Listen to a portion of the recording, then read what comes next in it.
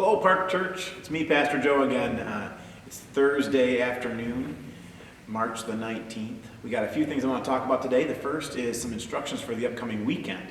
Hopefully you got an email today from us. If you didn't get a chance, check us out on Facebook and fill out the Jot form. That will activate your email address into our system, and then we'll be able to send you that email.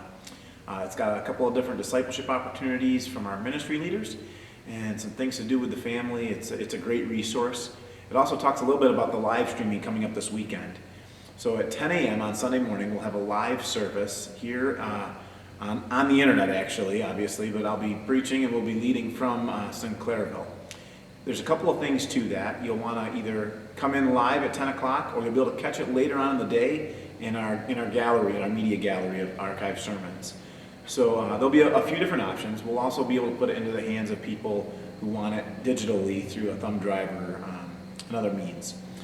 There's a couple other tangible steps for us. We can't collect Connect cards. So we've put a form online and you'll find it under the Forms tab. Or actually, sorry, it's under Sunday Services actually now. And you'll be able to download a form and tell us how we can be specifically praying with you and for you through that. And you know, during this time, we are distanced by space. But God, as I said last Tuesday, is very much among us. And we're already seeing things where we are able to be the hands and feet in the practical way. And I want to just tell you a brief story about a connection we made with a woman.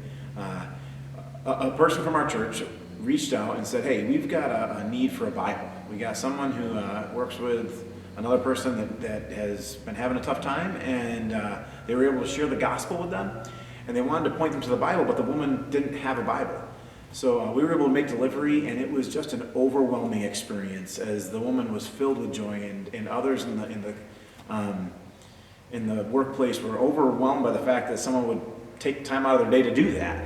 You know, the tangible things that you do, church, and just the really small things where you share about hope in the midst of crisis, where you offer a hand up in a moment of need, where you make a phone call or a text message, where you engage in active ways with the world around us, man, the gospel goes forth and the kingdom of God expands.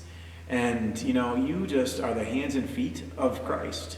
You have been activated for such a time as this. So I want to share a passage in Scripture. You're going to hear this passage preached this Sunday. So I'm not going to preach a sermon now, but I'm going to give you a little foreshadowing of what is to come.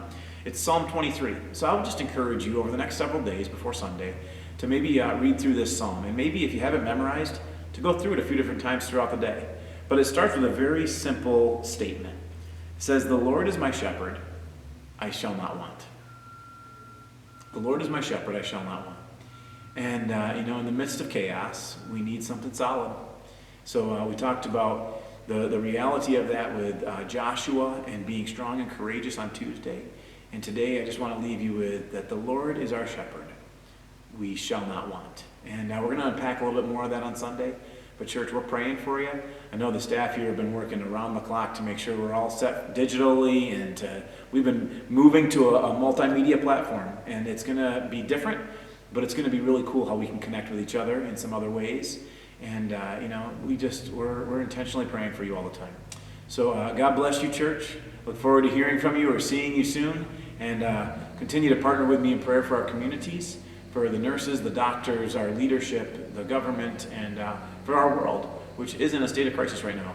But we, the church, can be a solid voice of hope all throughout it. Bye-bye.